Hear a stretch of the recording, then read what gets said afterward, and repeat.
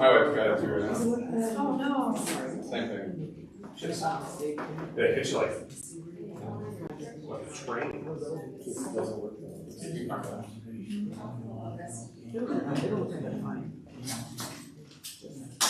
Okay.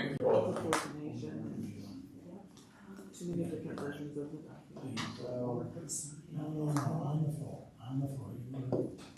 I knew it would be slim pickings tonight. That's the money.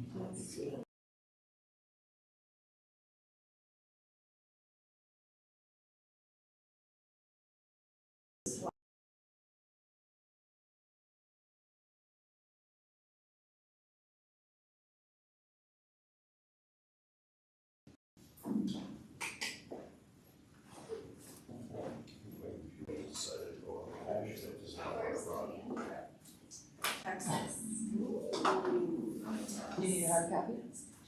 All right, No. good evening, everybody. We're gonna go ahead and call our regular school board meeting to order and start with roll call. Today, Here. Martin, Here. others, Here. McAllister, Here. Young, Zilke. Please stand for the pledge of allegiance. I pledge allegiance to the flag of the United States of America and to the republic for which it stands, one nation, under God, indivisible, with liberty and justice for all. Great.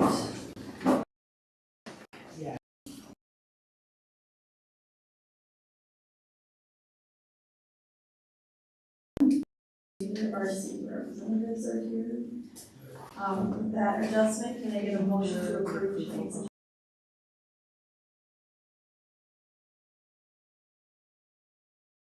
Aye.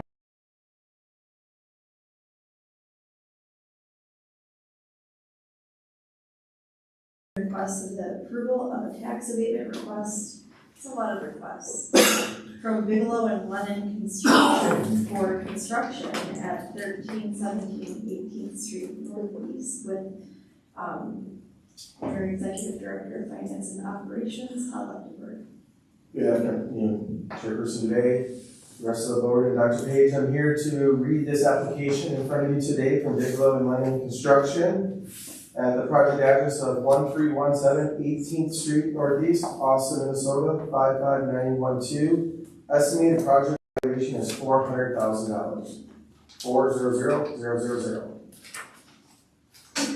Is there a motion to approve the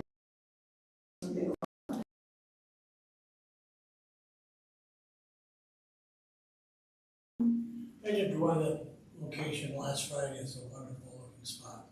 Perfect. Any other discussion? All those in favor? Aye. Any opposed?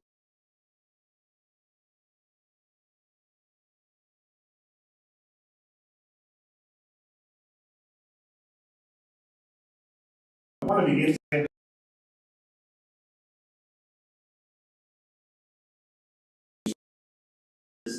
Noting that this month offers education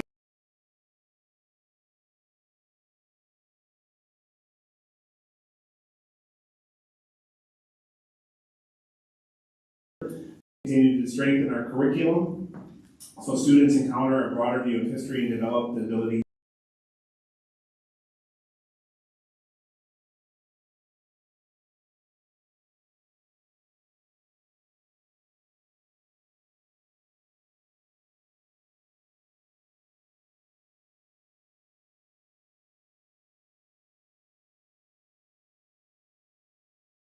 class for their Women's History Project research. And their projects reflected careful research, strong storytelling about the impact women have had throughout history.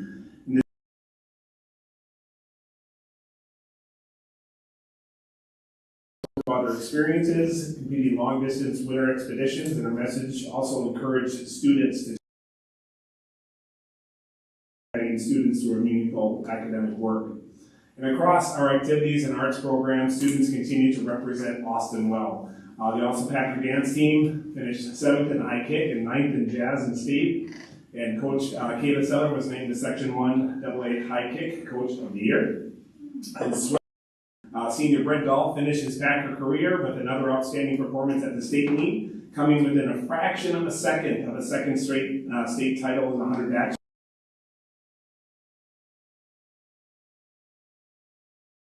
For the relay team. Our Austin High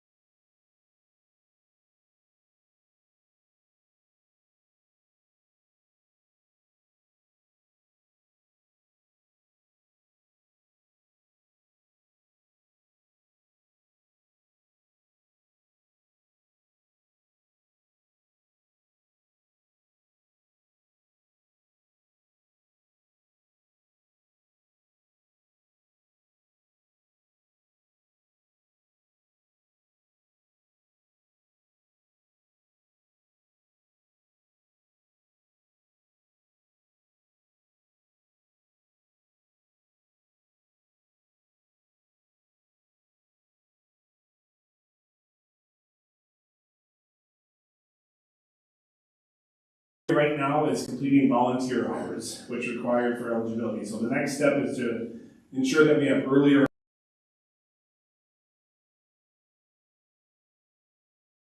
continues to open doors for many students, particularly our first generation college students.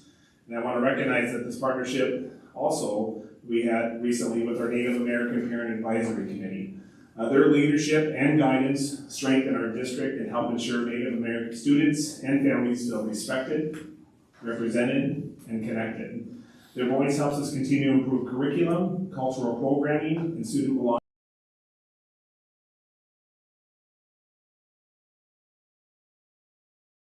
Athletics to community partnerships, you see that everyday work of our schools happens.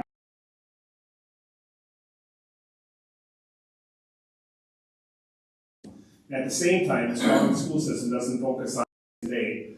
We also look ahead. We celebrate student success, but we also plan carefully for what is coming. The ideas of the planning work of the board have been reviewing over the past couple weeks, and strong organizations need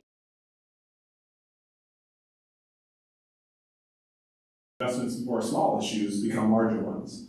That is the work underway in the Austin Public Schools. And over the past several weeks, the board has reviewed updated financial information through our finance committee, through our board meetings, and those conversations have focused on enrollment trends and state funding. But those trends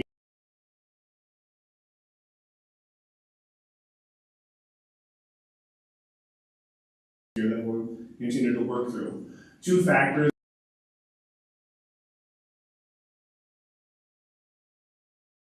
in the school district and across the state, and then also the state's compensatory funding formula, which accounts for almost $3 million.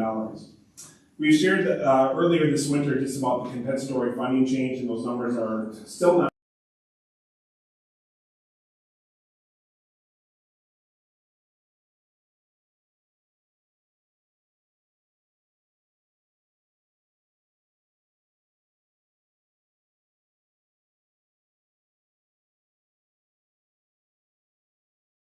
districts, and we'll continue to monitor them. Austin Public Schools has a strong track record of adapting while keeping students at the center of our work.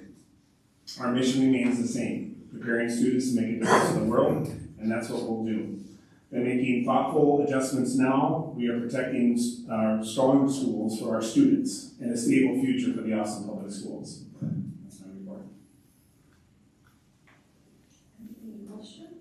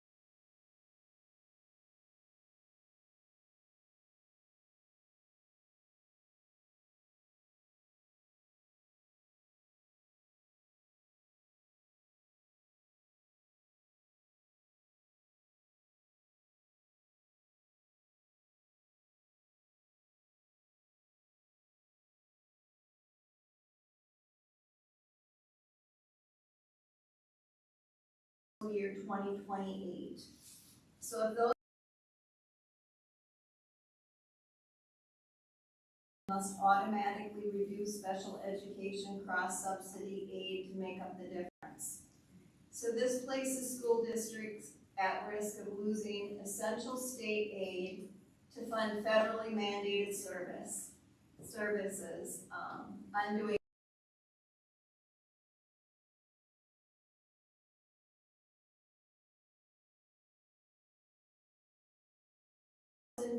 cross subsidy was 100% funded.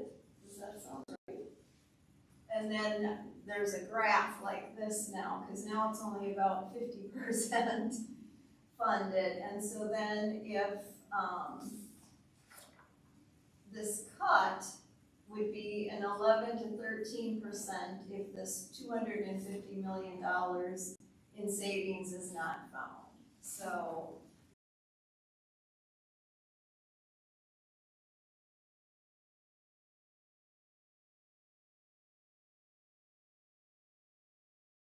to avoid widening the cross-subsidy gap. Any reduction will simply shift additional unreimbursed special education costs onto school districts' general funds, directly eroding per pupil formula increases and putting added pressure on classroom resources. The other one is compensatory funding, hold harmless. The shift to direct certification following universal meals, many districts saw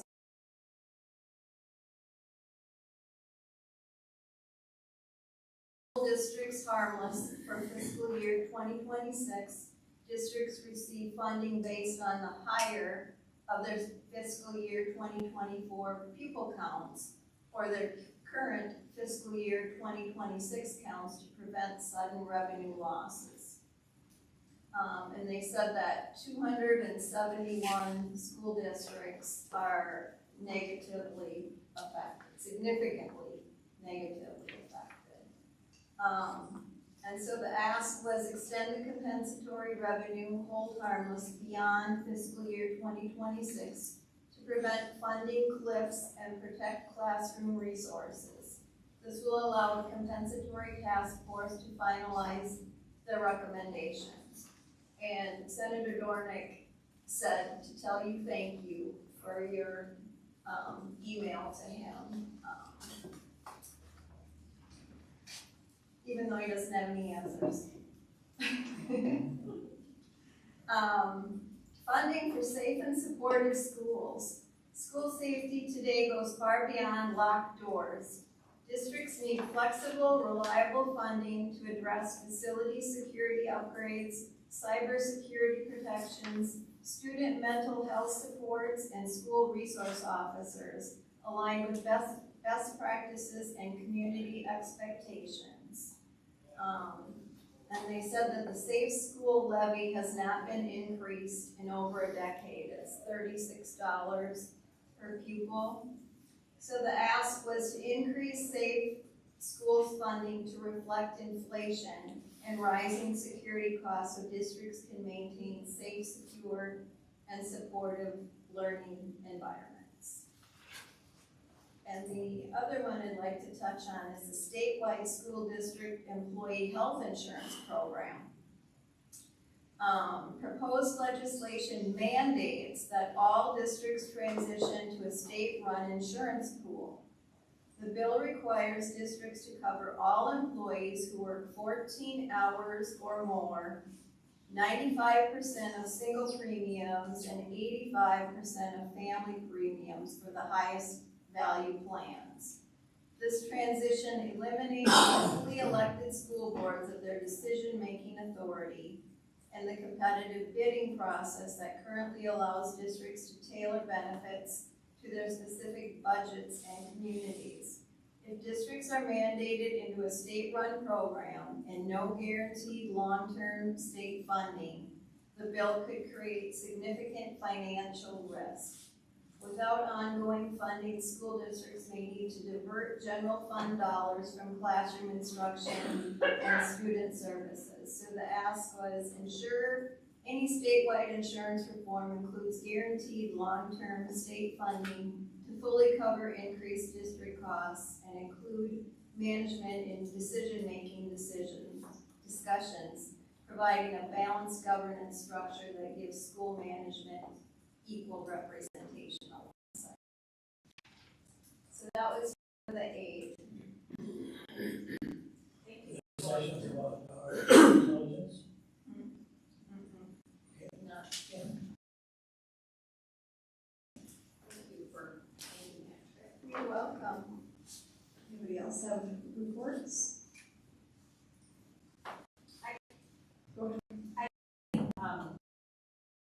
This school year, I've had a lot more invites to participate at places, and I really appreciate that. It's not easy to get to all of them, but it has been so nice to be in the buildings. And it just affirms the good work that we know is happening in buildings. Yes, it's great, and it is great, so. And I subbed in a kindergarten room. Oh, fun. I couldn't get one done for me. Just my grandson was in there, so I promised him I would try to sub in there. And they are the most delightful human beings there are. That's a nice way to put it. From afar.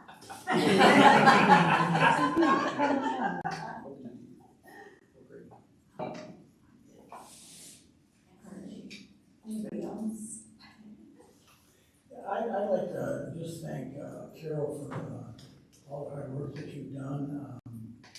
You know, your Apex committee, the events you've gone to the Capitol. I mean, knowledge is power, and you are accumulating a lot of knowledge. So I really appreciate that. And that legislative stuff is such an amorphous mass; it's always changing.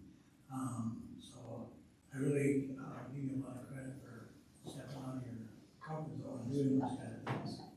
It's not easy going to the Capitol and being around people that you don't know, but that's part of being a board member, and you're doing a great job. I really admire you for that. Since the students are gone, I'll just take a couple of minutes tonight. I wanted to go to Ellis a couple of weeks, Saturdays ago. We went to the AHS theater production of Peter Pan. Last year I went to Lion King. I didn't think there could ever be anything as good as that, but this was real close. Great sets, great costuming, the acting was good, the singing was good. Even the Native American advisory group talked the other day about how the group respectfully portrayed the indigenous people by wearing spam t-shirts, so it was really, and the lighting was good too.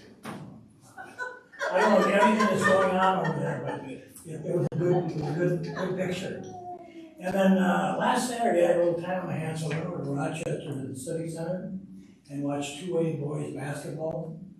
And having been a small school teacher and coach, I know that when a team goes to sections from a small school, it's basically with the last person leaving town, shut off the lights. Because everybody from Goodhue was there, everybody from Triton was there, et cetera, the place was rocking. And then I got home about 4:30 and I thought, you know, I'm going to do a trifecta. So I went to high school, went to Holy Virgin. And our boys were in the 3A section semifinals, playing the Devils from Stewartville.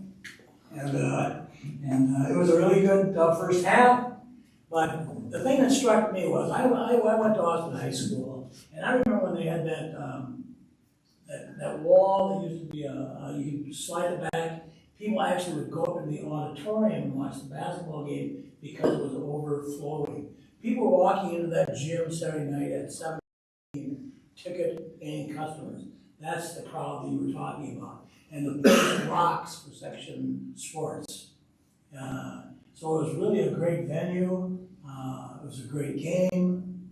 Lots was going on to better things Thursday night, as Joy mentioned, but really a wonderful evening for not only the players and the coaches, but the community. It's a great facility. So I'm looking forward, and hats off to Katie for, and then the student section was awesome. You know, a lot of times they'll be wearing red and this, that. Oh no, they were wearing their professional sport jerseys. The Timberwolves, the Wild, the Twins, the Buffalo Bills, the Golden State Warriors. Thank goodness nobody was wearing a Yankee jersey. But it was pretty cool. So the kids were having fun, the kids were respectful. Katie didn't go over there and be a school marm. She just sat there and watched the game, and it was a great experience. So good luck Thursday night, and good luck to the spring sports teams. And I also wanted to say that the lighting was good, my hearing's not that good. But they did talk about a couple of things. Number one, Kim Potter, I believe this is her last year as a director and a member of the Austin Theater Department. And then I believe there's a young man by the name of Ryan Flanders. He's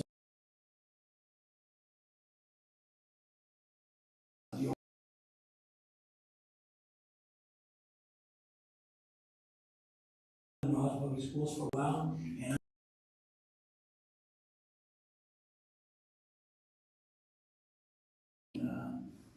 it's good to see this. So the more we can do, the more we expand, the more opportunities we give kids, the better. How did you do, Katie? You did good. Okay. Thank you.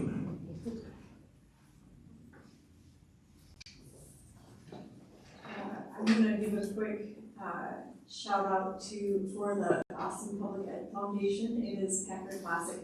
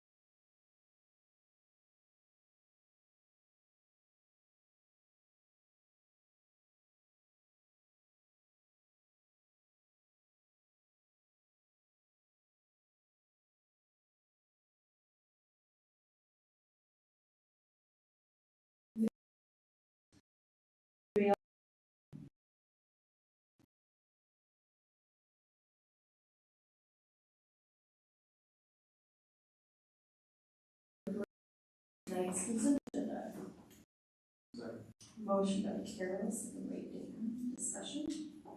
I don't usually do this, but is there a mechanism where you can pull out part of the consent agenda and just talk for it about a minute? I'd like to just talk for just a minute on 8H calendar.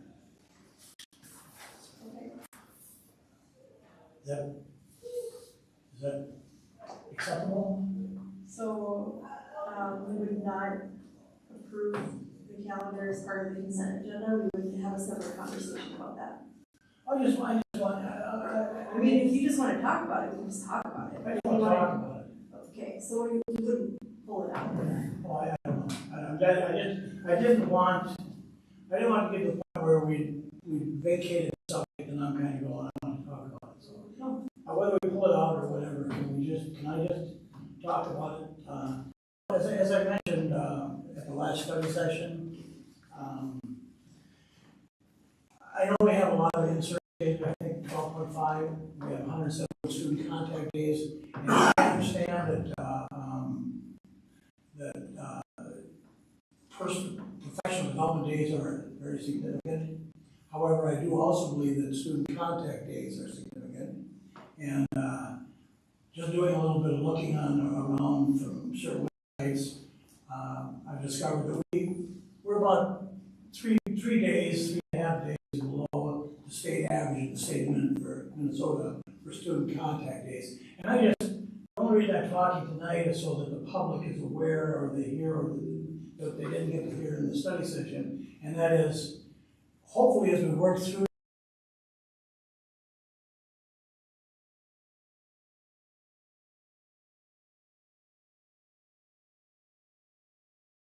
that I hope we can, in the future, add some student contact days, because I think that is part of our acceleration, is getting students in the classroom, as much as possible. My personal feeling in America, we're really not serious about education. If we were, we'd be in school 205 days a year.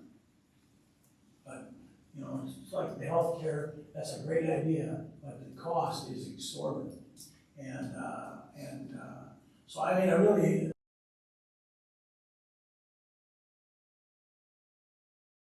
go through those READ Act trainings and those mandatory trainings, if we could just find a little cushion where we could add some student contact days, I just think it's beneficial for, on a number of levels. That's all I have to say. Thank you. Right, I took a motion in a second. Yes? Yes. Carol and Dan, yeah, okay. Further discussion? All those in favor? Aye. Anybody opposed? Motion passes for tonight's consent agenda. Alright, next we get to hear from our activities director, Katie Carter, on the request for the approval of a new AHS club, the Student Organization of Latinos, SOL. Board Chair Dubay, Dr. Page from the school board, thank you for having me tonight. As Dr. Dubay said, we are here to seek approval for a new club for Austin High School.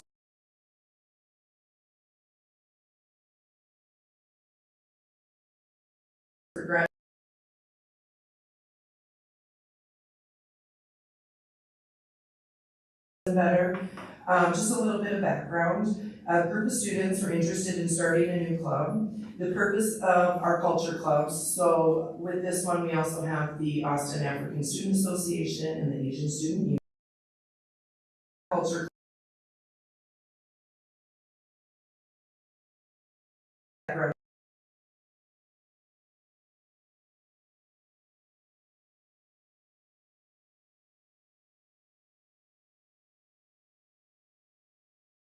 Safe and welcome.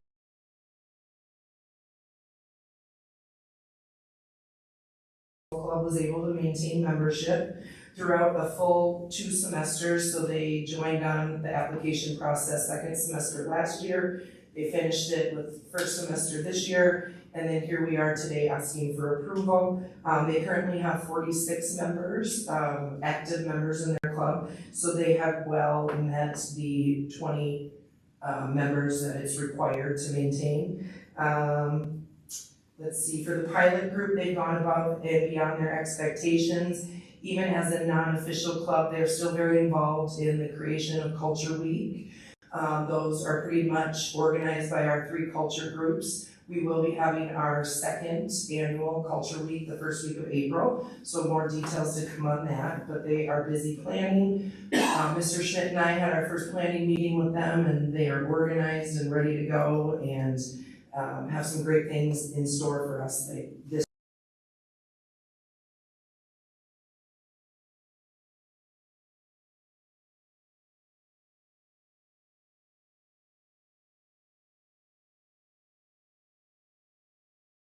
Their main things, like I said, was culture group. They've gone to the public library a couple of times and they read in Spanish to kids at the library. And then, you know, without being an official group in a fundraising account, they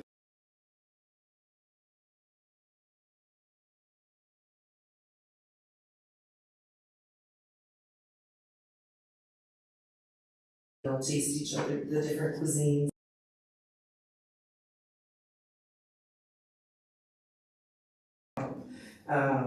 Let's see. As our student landscapes change from year to year, it's important that we provide those diverse opportunities for our students to ensure that all students feel safe and welcome at Austin High School. And so I'm asking the board for approval of the Student Organization of Latinos to be added to the Austin High School's official list of activity offerings. Do you guys have any questions?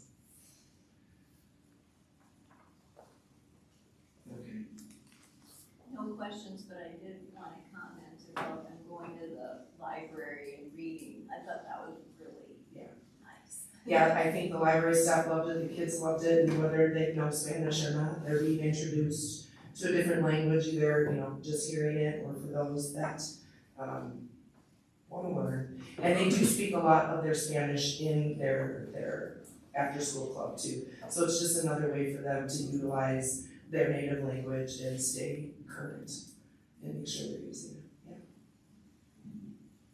Alright, is there a motion to approve the Student Organization of Latinos Soul as a new AHS club? Motion by Carol, second by Bob. Further discussion? Alright, hang on. All those in favor? Aye. Anybody opposed? Motion passes. Now you're good to go. Thank you. Well done. Thank you. Alright, the next agenda item is our goal book overview with our Executive Director of Special Services, Dr. Sarah Peterson.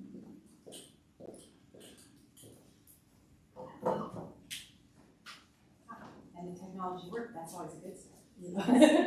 So, Chair DeVay, Superintendent Page, members of the board, thanks for having me tonight. I'm just thrilled to be here and talking about Goal Book. We've been started talking about this project early in the year as I've gotten to Push the button. Push the button. It's not on. On the base. Sharon's gotcha. All right, thank you. Anyway, excited to be here as we work through this beginning stage of exploring and now moving toward implementation. So, a little bit about it. I will focus on our desired daily experience of students, knowing that we have teachers and staff that work with me in a way that benefits all students. Child's teacher, progress, development, and most importantly, a tool for staff, knowing that staff have the resources and materials they need in their classroom, and last, having adequate training for various aspects of their job. So critically important as we think about desired daily experience, support our students, our families, and our staff, I would like to talk about Goal Book tonight. So Goal Book is a web-based platform and it ground us a little bit in the overview of kind of why we got here and how we got here. As we think about special education and special educators, we know that there are absolutely increasing demands on paperwork and compliance and some of those things that always don't look like they're student and front facing. So we have to think about how we consider those things as we think about the attention that we need in those compliance-based things, but most importantly, how that turns over into instruction.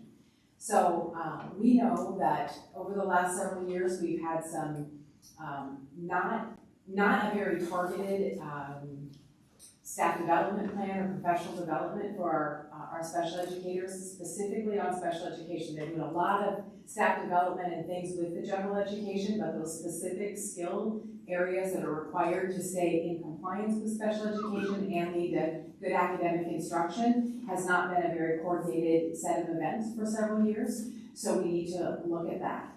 We also know that when we don't pay attention to the compliance oriented things and the instruction together, we can kind of lose sight of that instructional focus, and we need to get back to that. So our intended outcomes are that we have increased student achievement through consistent standards-aligned development and progress monitoring. We know we need to always continue to look at staff workload and make sure that we're streamlining our processes using centralized process and paperless platforms whenever possible. And finally, an intended outcome is, just as I talked about, instructional practices by aligning IEPs with high-quality, data-driven instruction. So with that said, knowing we need some staff development and knowing that we have these intended outcomes, we're looking at the implementation of a product called Goal Book. It will be a district-wide early childhood through age 22 in special education, so it encompasses all grade levels and all levels of service. It's a platform that really focuses on instructional planning, goal development and progress monitoring. It's evidence-based, research-based, focuses on instructional sequence to support educators in these three things. Meaningful, data-driven present levels of performance, which if you know anything about IEPs, present levels is the foundation of that. It helps us create measurable, standards-aligned IEP goals.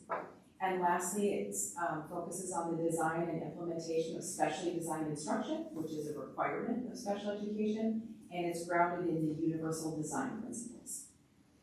This platform emphasizes professional learning, capacity building, and ensures that teachers understand, and the whole process leads to good instructional decision making, not just focused on the compliance parts of IEPs and special education.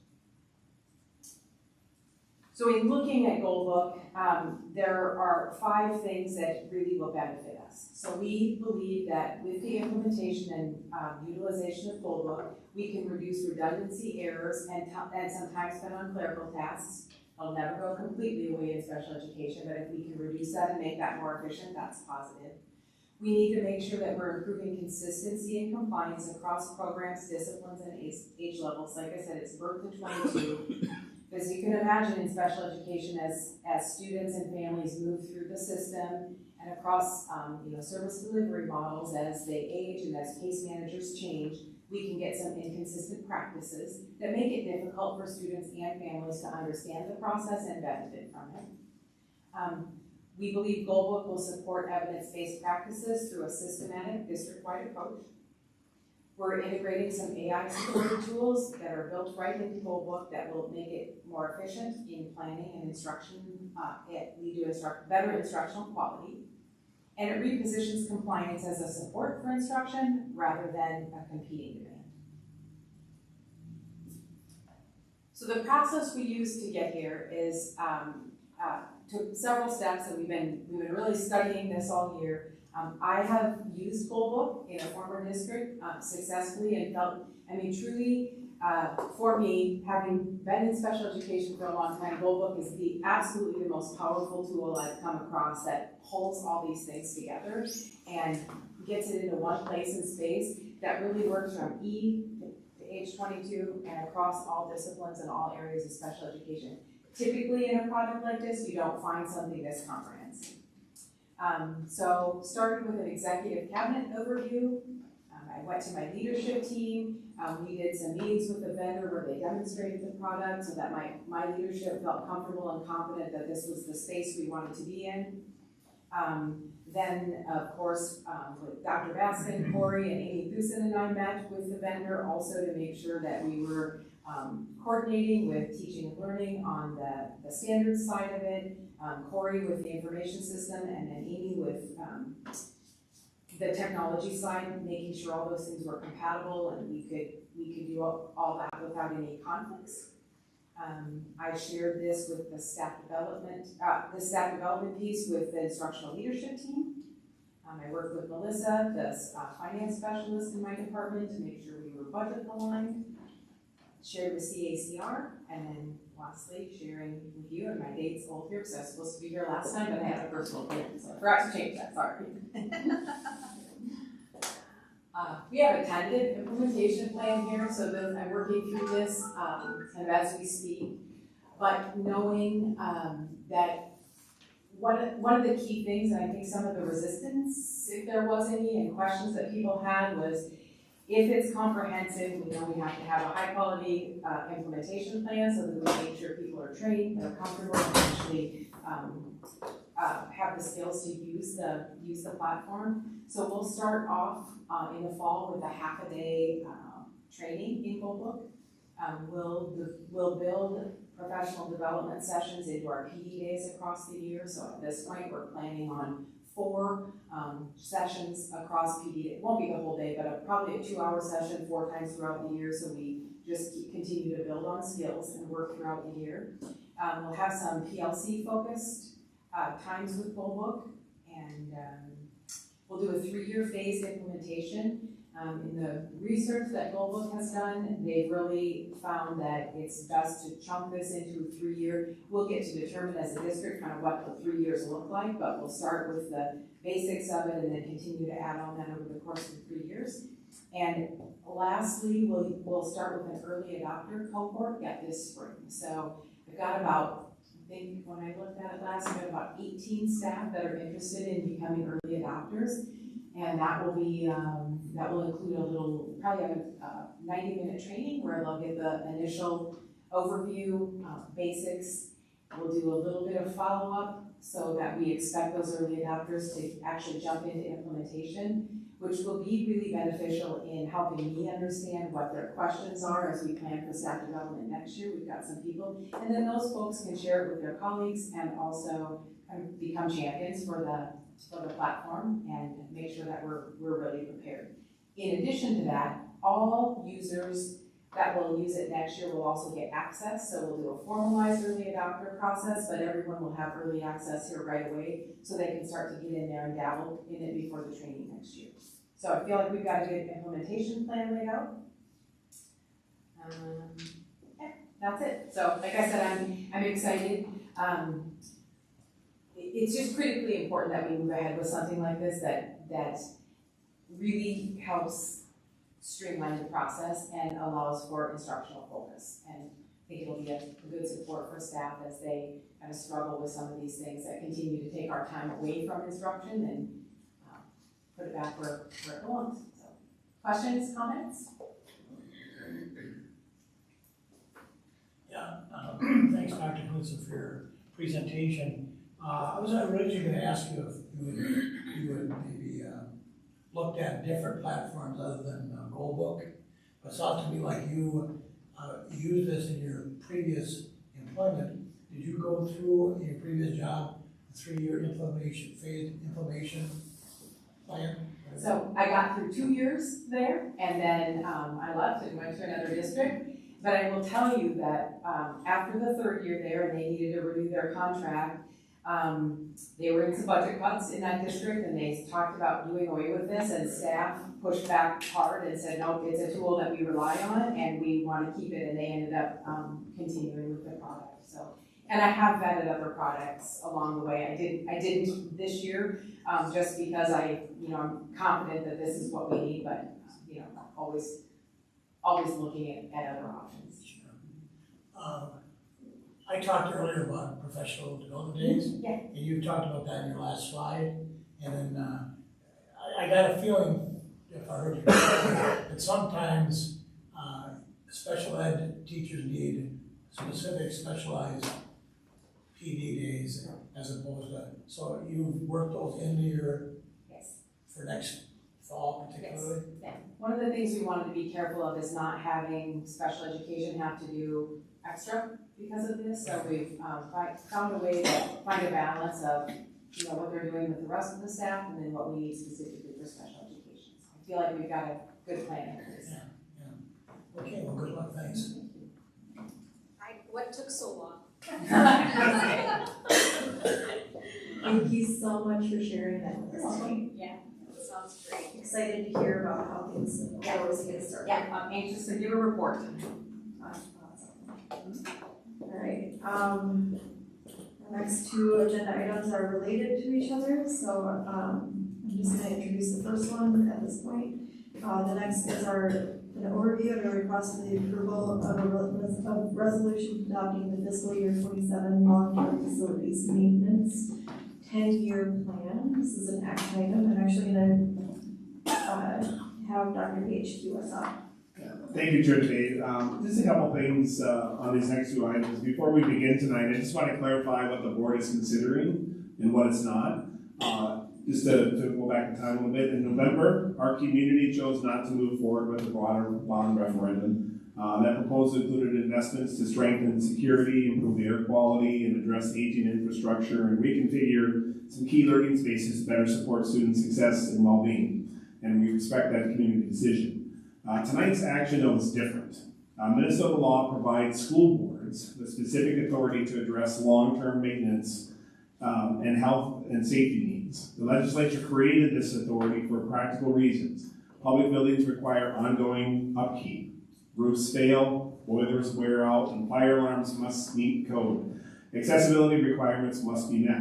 And if the district had to run a referendum every time a major system reached the end of its useful life, buildings would deteriorate and costs would increase. This authority exists to prevent that in qualifying areas. The projects under consideration are limited to maintenance and safety here on one of our items, and they include updating or replacing air handling systems at Banfield, Nevlin, Southgate, and Ellis Middle School, the high school, and this annex building, and to repair and repave parking lots and sidewalks that impact accessibility at Banfield, Woodson, Ellis Middle School, and the high school. To be clear, there's no new construction, no additions, no expansion. The Minnesota Department of Health is clear that indoor air quality affects students' health, attendance, and concentration. Maintaining safe and functional buildings is not optional. It is a basic responsibility for operating public schools. And delaying these projects won't eliminate that need. It will likely increase cost and risk, including risk to student health, attendance, and performance. So our responsibility is twofold. One is to protect students and staff. Two, protect taxpayer investment. And tonight is about fulfilling those responsibilities with the authority provided by state law. Thank you, Dr. Page, for that introduction. So we're going to have, well, as Dr. Dubay said, we are going to go through tonight both these items together. So I'm going to have Michael Hart from PTMA come up here and go through the slide deck right now. And then we'll come back and talk through the long-term facility maintenance 10-year revised plan. As a part of this facilities maintenance now, we have to submit a 10-year LTFM plan. So we'll be asking for that approval on that resolution so we can submit that. And then there'll be one more resolution he'll walk you through. So I will turn this over to Michael Hart right now.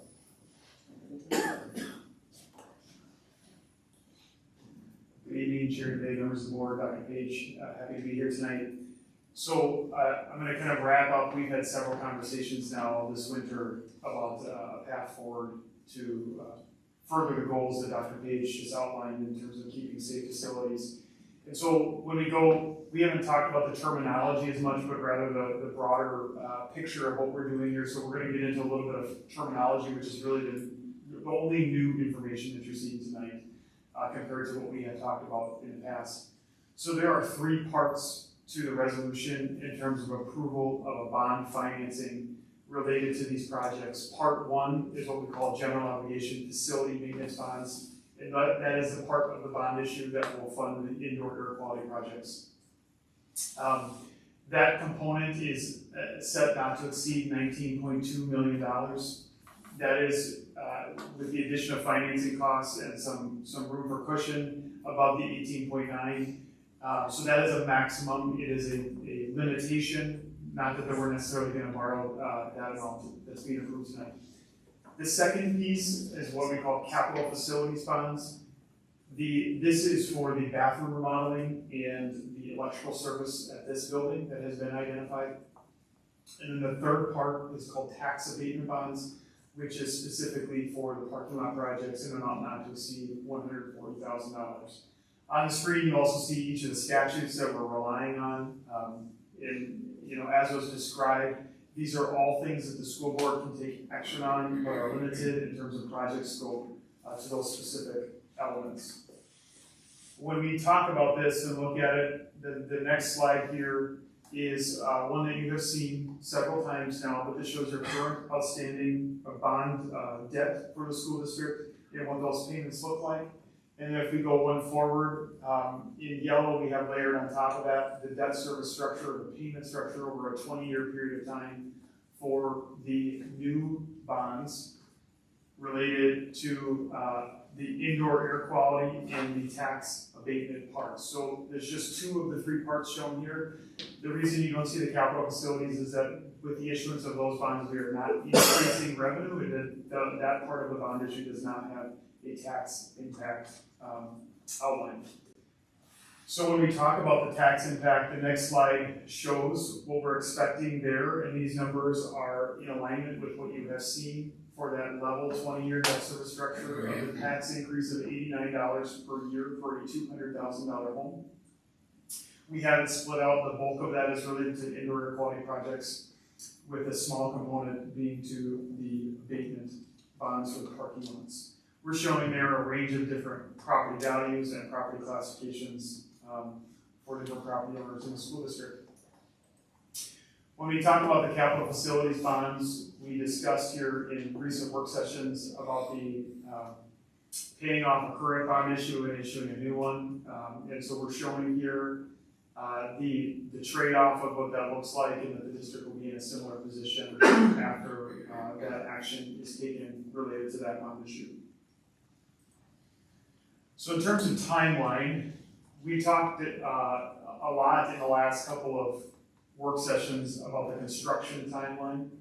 And just a reminder, that's not shown on this screen, but a reminder for everyone, I think it's important to understand why now in terms of this discussion, and not wait or go back into the drawing board for a longer period of time. And the key reason for why now related to this discussion has to do with the fact that costs continue to escalate and the problems continue to get bigger. And if we wait very many months longer from where we sit today, because we will miss another construction season.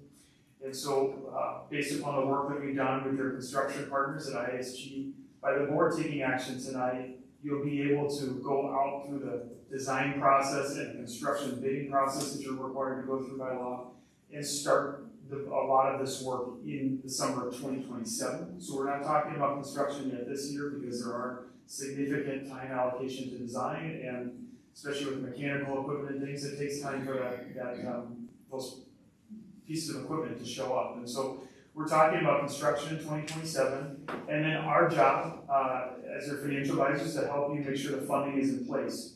So the key thing that is happening tonight is that the board is approving the submission of the long-term facility maintenance plan, as Mr. Lechtenberg stated, as well as the approval of the capital facilities bonds, the abatement bonds, so that you can move forward with the design of these projects with the assurance that you have a funding tool to pay for them as we go forward.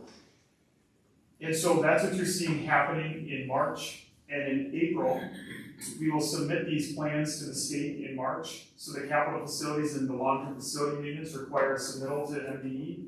The abatement bonds require a public hearing.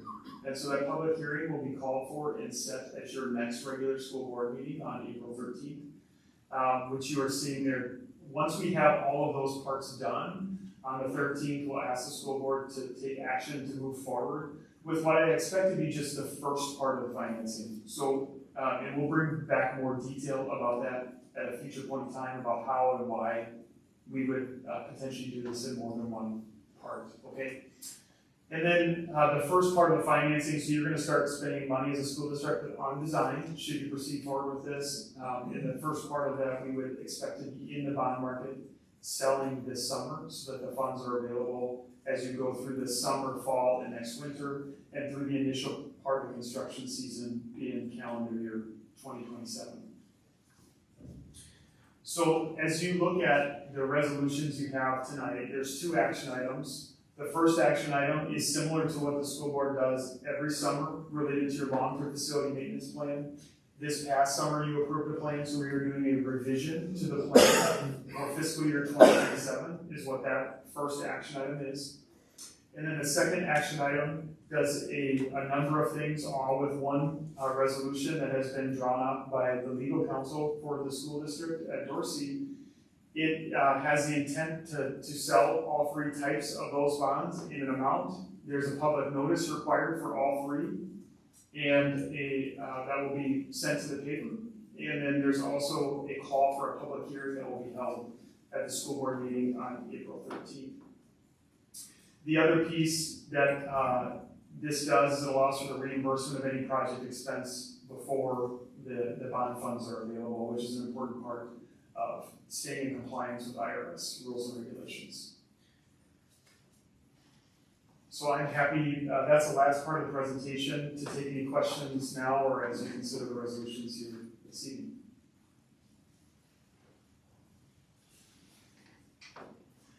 I have a question. I'm somewhat clear about the $19 million in terms of the long-term maintenance bonds.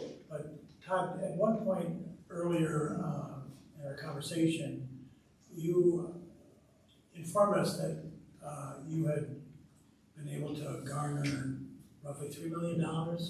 Is that? Yes. Can you talk about that in relation to this?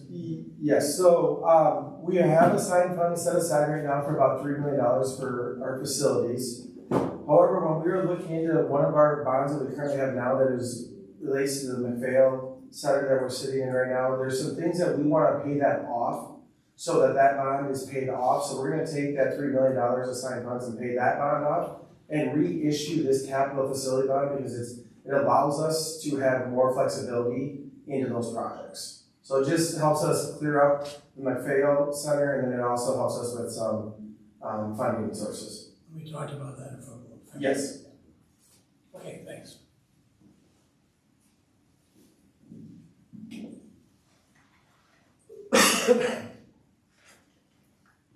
So, I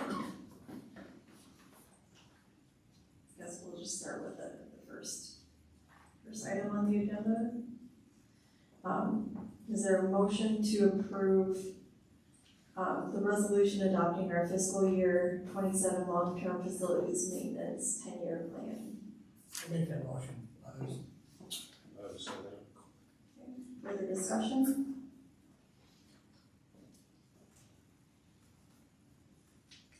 All right, all those in favor? Aye. Anybody opposed? Motion passes. So, should we just go right into the next one then?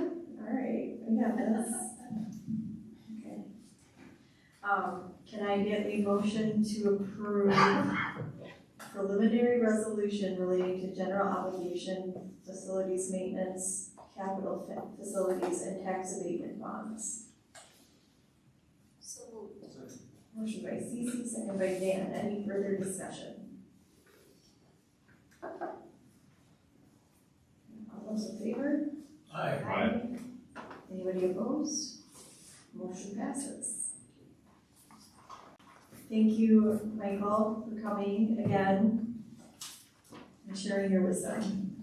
I just wanted to thank you too, Michael, for all of the time you've spent in answering our 1.5 million questions on this, for all the study sessions and facilities committee meeting and finance committee meetings. We appreciate it. Glad to be here.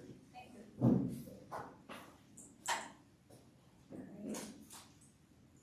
Our next agenda item is the request for the approvals of our donations for this month with Executive Director of Finance and Operations, Tom Kiefer. Thank you, Chairperson Dubay, members of the board, Dr. Page. It is my honor to be in front of you tonight to read out these donations. We have reviewed them. They are within School Board Policy 706, so I will read these off. Now, Austin Rotary Club, $100, adaptive bowling. VFW, $400, IJ Holden. American Legion, $500, IJ Holden. American Legion, $1,000, Austin High School Robotics. Cargill Inc., $200, ALC. Austin Wrestling Booster Club, $4,199.86, Community Education Mat Club. VFW, $300, Austin High School Robotics. Eagles Club, $3,000, Austin High School Choir. Lions Club, Noon Lions, $2,500, Austin High School Athletics. Village Coop, $100, Austin High School Orchestra. Blue Line Club, $3,057.94, Boys Hockey. Austin Area Arts, $150, Austin High School Drama Club. Eagles Club, $750, IJ Holden Alice Orchestra. Mental Health Awareness, $1,000, Beyond Blue. Mental Health Awareness, $1,000, Power of Pink. Mental Health Awareness, $1,000, Peer Power Partners. Again, as always, thank you to these organizations for their donations. Can we approve this month's donations? Motion by Carol, second by Bob. Further discussion? It's a really impressive list of That donations was as an well. awesome list of donations. This is a mental health awareness organization with a new organization in town, right? I feel like, who knows? Oh, the donor, the mental health awareness donor. Does anybody know? Okay. All right, Must be anonymous. okay. Must be, all right. It is. All those in favor? Aye. Aye. Any opposed? Motion passes. All right. Our next is our board goals update with Dr. Page. Yes, thank you, Chair Day, members of the board. This is a school board check-in on our goals. If you recall, we had set 4 check-in times throughout the year on specific actions from the school board. And so what those were, just to jog your memory, with that was all school board members would complete phase 3 and phase 4 training together by March 2026, which that occurred at the MSBA Leadership Conference. And then what we're doing tonight, another specific action was that the board would hold quarterly governance check-ins during study session. We moved it to this one because our agenda was long last time, focused on just experiential and targeted learning related to governance, accountability, and communication. So it's kind of an open floor here. We just wanted to check in with board members with the goals that were set on their governance work through our quarterly updates.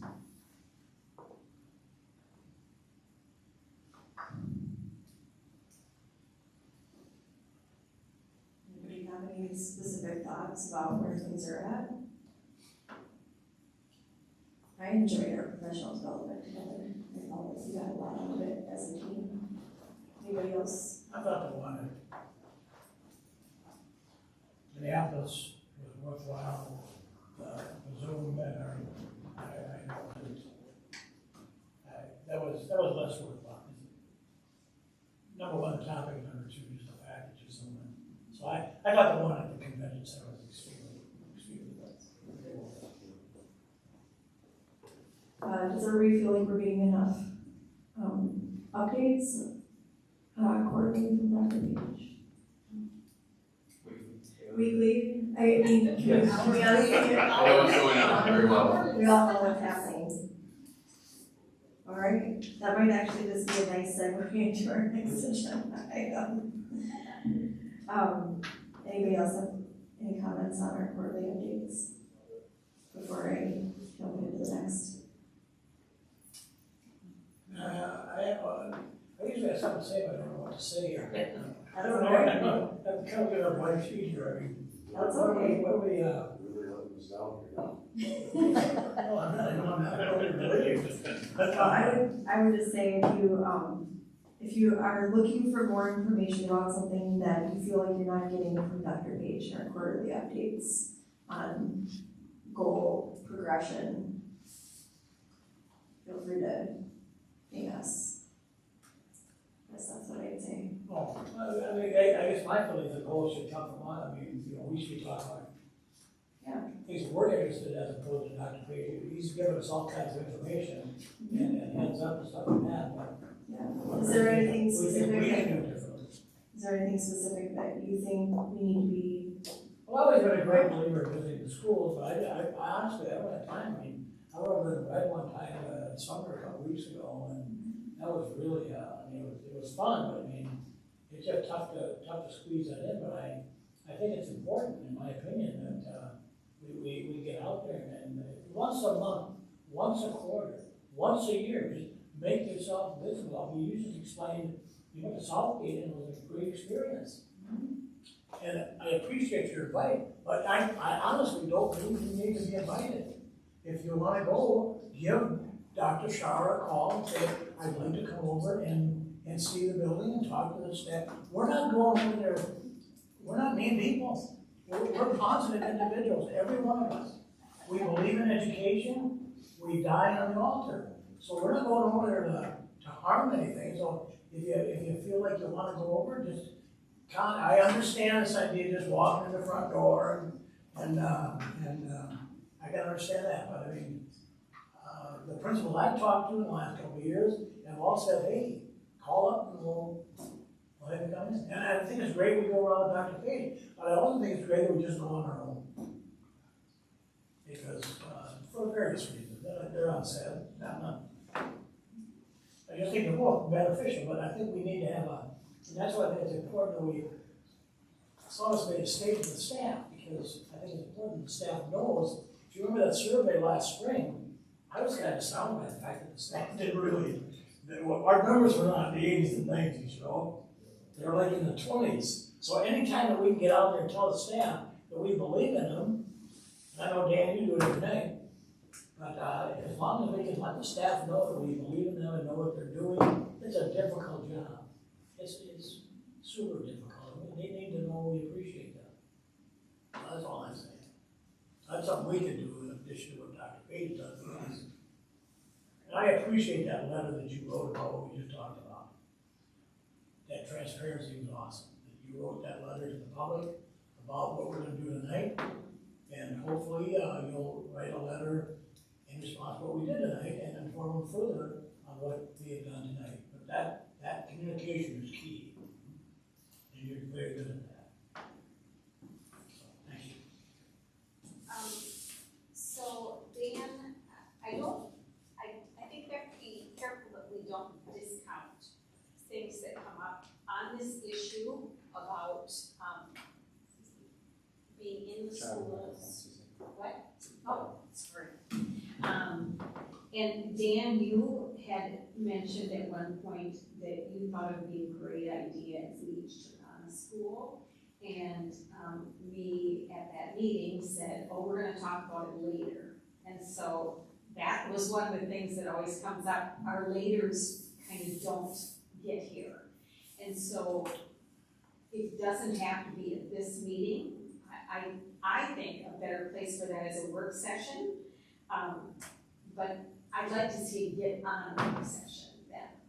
So is it something you're still interested in, would like to talk about further? Glad you guys are finally talking about it more. It's not just me backing up, so yeah, absolutely.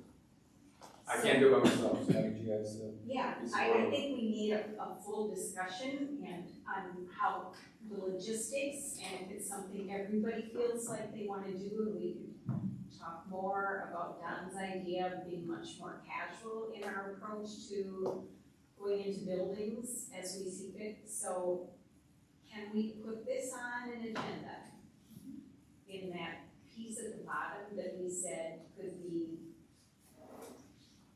remember I talked about this, I asked if we could have a section at the end of our work sessions where concerns could come up.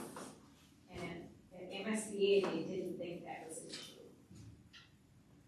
But we can look into further what we have to call that. So anyway, I just think we have to get back to things that we say we're gonna get back to. Yeah.